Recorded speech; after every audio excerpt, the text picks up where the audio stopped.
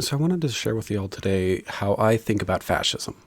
Fascism is a pretty difficult topic to nail down because everyone, like a lot of us talk about it, it's a very common feature in history, but we don't necessarily have a very good framework for understanding what fascism is. And there have been a lot of different theories advanced to explain what is going on with fascism, like what it is, why it is, all that jazz. And I found most of these theories not too compelling.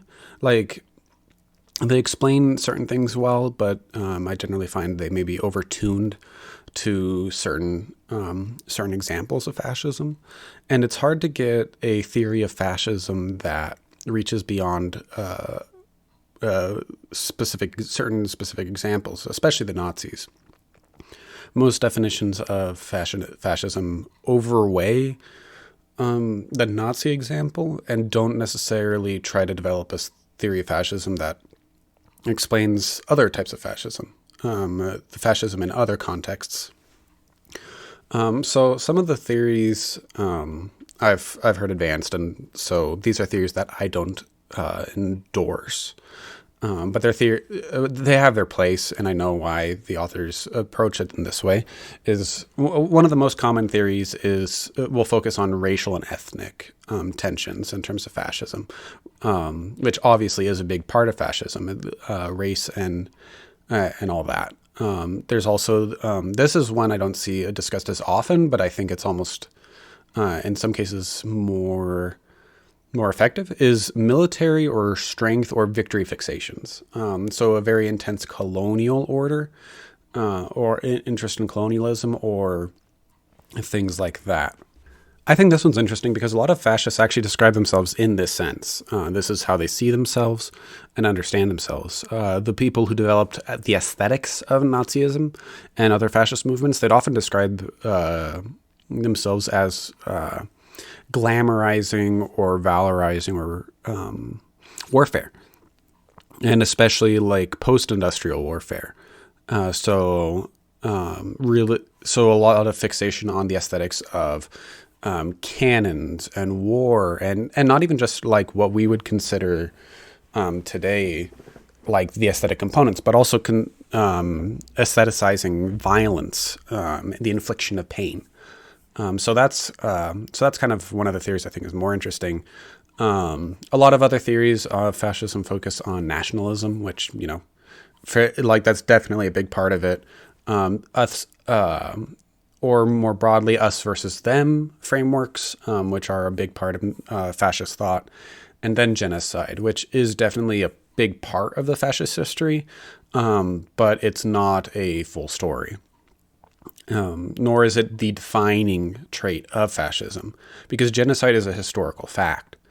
It's a long-running historical practice, and it dates back to well before the fascists. The fascists did not invent genocide, and genocide will not disappear if you just get rid of fascism. So It's like I feel like all of those theories are part of the equation, but none of them to me seem to have full explicative power. And here are some of the factors that I want to make sure that my theory matches or deals with at least. So one of the big things is I want to make sure that my theory deals with different national variants of fascism and isn't just overtied to one of them. Because it's not just German fascism. We also have to deal with American fascism. In the World War II period, like very much Italian fascism and Japanese fascism are like those are big factors. But also, for instance, Latin American fascism, Argentina, Chile, to some degree. So fascism isn't like fascism was a global phenomenon, and to some degree still is. So addressing that and understanding what is fascism and what is the how fascism manifests in a specific national context, that's important to distinguish, to draw lines between those things, because to understand what's common to all fascist groups, or most anyway, compared to what is really more the interaction between fascism and the specific national tradition. One of the other things that I think is important is making sure that my theory is properly historical. So fascism comes about in the 1900s. It's mostly a 1900s philosophy. Even today, I think applying fascism to current ideological trends is kind of it's becoming less and less accurate. I think fascism is very much created by the time it happened, which is like late industrial, post-industrial periods, like end of colonialism, things like that.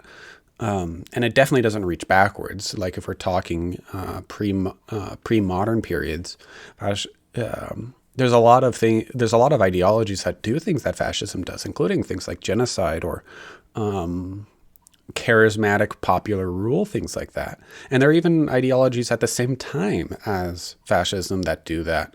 We can look at Stalinism, but even like in the 1800s, we can look in, for instance, Latin America. It's like genocide campaigns on ethnic grounds, very common, and not at all based on fascist ideology. They're coming from very different places.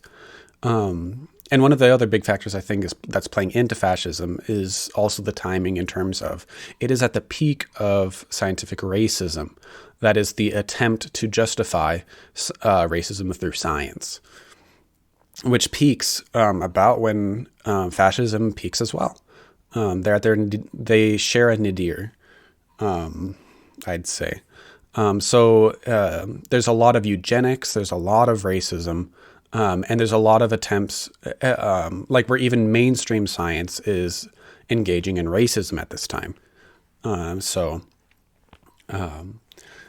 that allows fascism to have a scientific veneer that it wouldn't have today. Whereas today, ethnic-focused ideologies tend to be anti-science. That wasn't true for fascism. Fascism was able to coexist with science quite comfortably, and science did not provide an effective refutation of fascism until much later, even if it still does. Like that, I'm not even entirely sure of that. But anyway, that's a different subject. And then one of the other concerns I would just want to be careful with is just not capturing too much with my theory of fascism, because not everything bad is fascist, as I've already discussed. Like one of the things that just comes to mind is it's like people calling Trump fascist. It's like there's a lot of problems going on with Trump, but I don't think it's fascism. I don't think it. I think something else is going on there, and maybe we talk about that some other time. But generally, I don't want to be over-inclusive with my model of fascism, because there's a lot of ways to be terrible, and they're not all fascist. And charisma or force or ethnic or us versus them ideology, that's not enough to define fascism. It's inadequate. So this is just the introduction. Hopefully we're going on long enough that I think I'm going to go ahead and cut this into 2 videos so that y'all can have the introduction and know what concerns are, and then we'll jump into, in the next video, what my theory of fascism is. Hopefully that's not obnoxious, but breaking things up for y'all in a nice way, hopefully. So you can pop off, take care of yourselves, and not have to finish this all in one sitting or in one tab, you know? So this has been Desert Theorem. See y'all on the flip side. Take care. And next time we are going to actually get to what my theory of fascism is. I didn't expect this part to take so long, so I apologize for that. But it is important to get the theoretical underpinnings and like understand why I don't see fascism the way that most people do, and why I think prior theories are inadequate. Because why develop your own theory if other theories have been totally adequate? Anyway, take care, stay safe. See y'all on the flip side.